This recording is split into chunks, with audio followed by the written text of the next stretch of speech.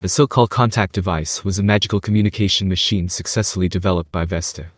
The great thing was that not only audio information, but also visual information could be transmitted. The contact device had the shape of a computer. It looked like a screen plus a mouse and a keyboard. And it wasn't a mouse, it was actually a palm-sized crystal ball that could be activated by touching it. Then, you could specify your options with the engravings on the keyboard to contact someone. The construction was simple and everyone could use it.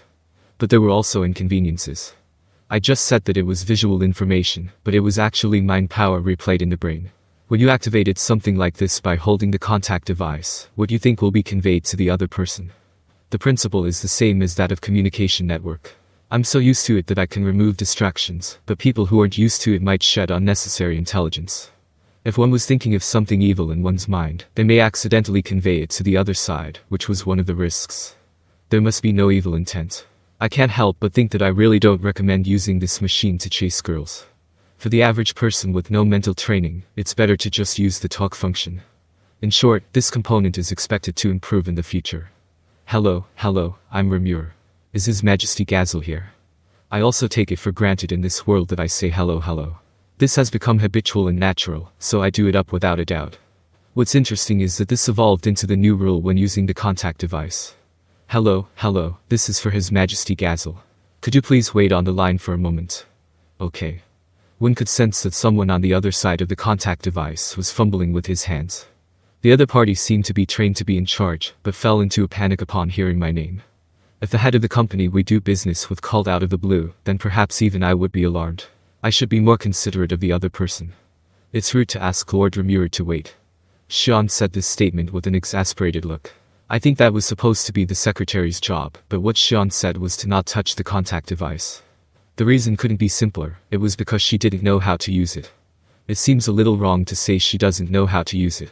No matter how many times I taught her how to use it, it would cause more damage due to Sean's overpowering numinous power. After that, Sean used the contact device like a hot potato. She didn't even have the qualifications to complain. Personally, I don't think I need to rely on this kind of thing, I just need to meet directly through space transfer. Why don't you bring King Gazel here? Diablo was also there to make his own outrageous remarks, which were not even negotiable. The other party also had his own schedule, and should make an appointment with the other party first to not be rude. This time it was me who sought out Gazel without an appointment, and it was me who was to blame. The other side just wanted me to wait for a reasonable moment. How can I get angry because of this? It's hard not to panic when Rimuru-sama is suddenly talking to them. I sympathize with the person in charge. Hearing Geld say that, I wish Sean and Diablo could emulate him. Waiting less than 3 minutes, Gazel responded. I've kept you waiting. I was thinking that it was about time to contact you, too. Gazel's voice came from the microphone attached to the screen. There was no image.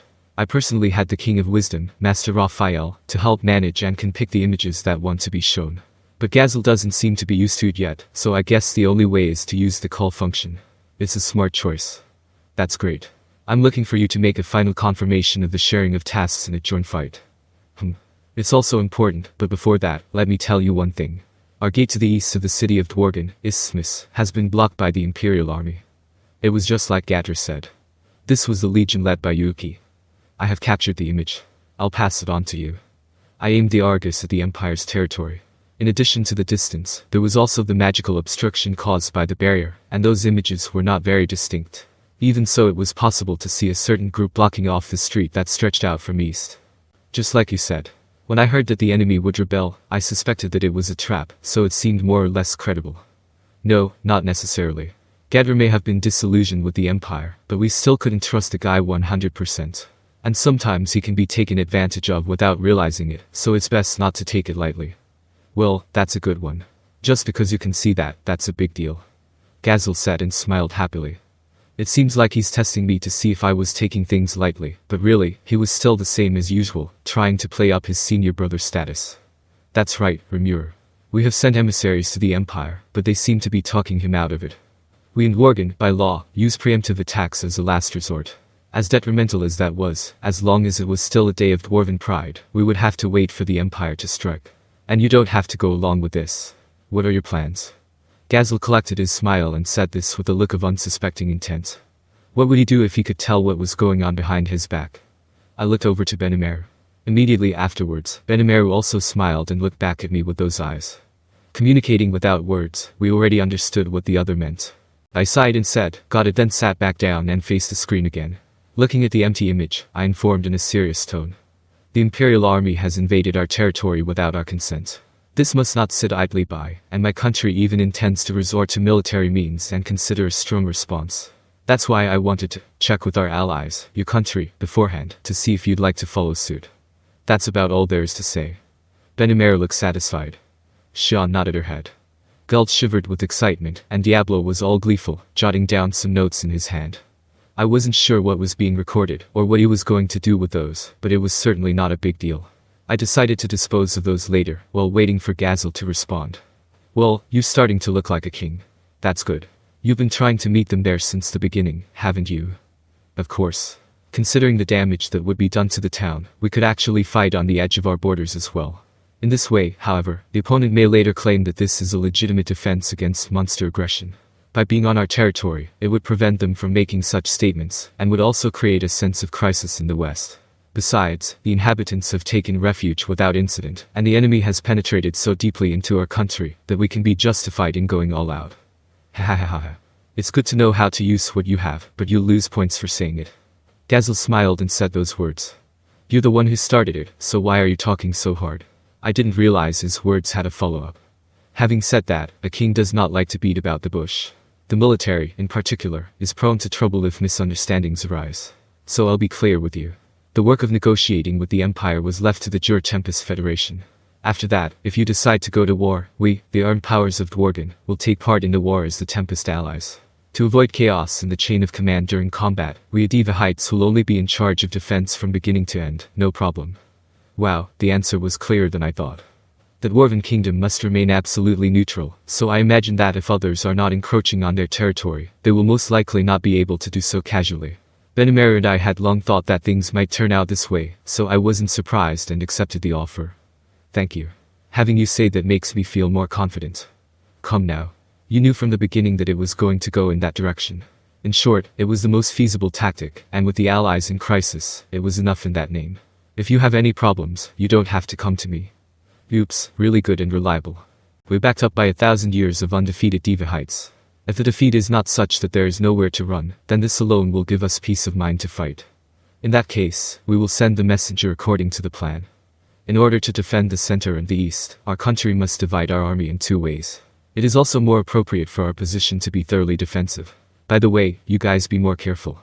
Regarding the new type of weapon you call a magic tank, its combat power is unknown. Looking at the Imperial Army equipment, one would think that the era of using swords might be coming to an end. We are tantamount to putting a dangerous task on you, so forgive us. Gazel was probably worried about us and said this to me. Indeed, that is hardly reassuring. As Gazel said, the performance of the magic tank is unknown. So, well, I don't think it's necessary. It's important to warn Gazel first. As far as I know, the world I used to live in also had weapons called tanks. It was to make the gunpowder explode, and by this force the shells were sent flying. The principle is simple, but the construction is complex. The power of the shell, the range, the accuracy of the hit, whatever it was, seemed to be impressive. As for the magic tank developed by the Empire, if its construction is similar to that of this type of military tank, it is likely to be impossible to deal with the current tactics. Gazel was right, the age of using the sword was probably coming to an end. That is likely to lead to an even more gruesome battlefield.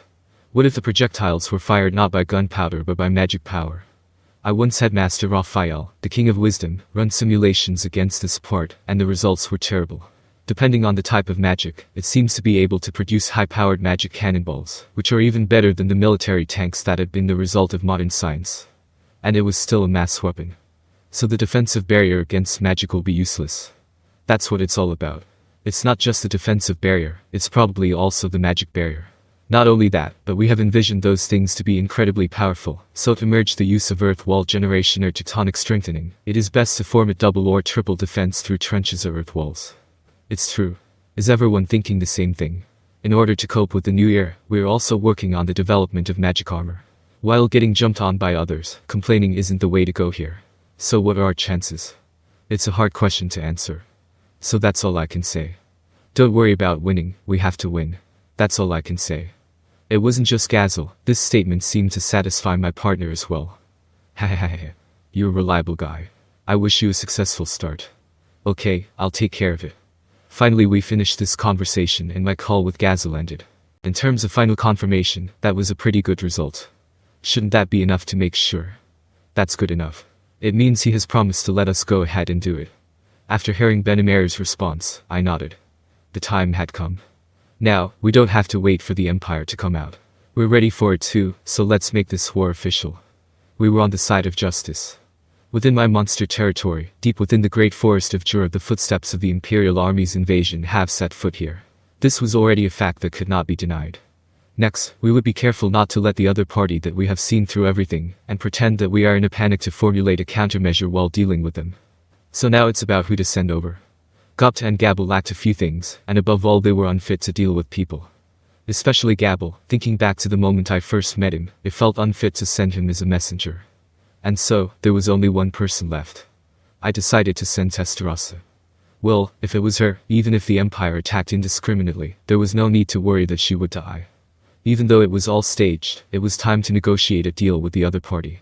It was also possible to preemptively say nothing, but a demon lord is also big on theatrics.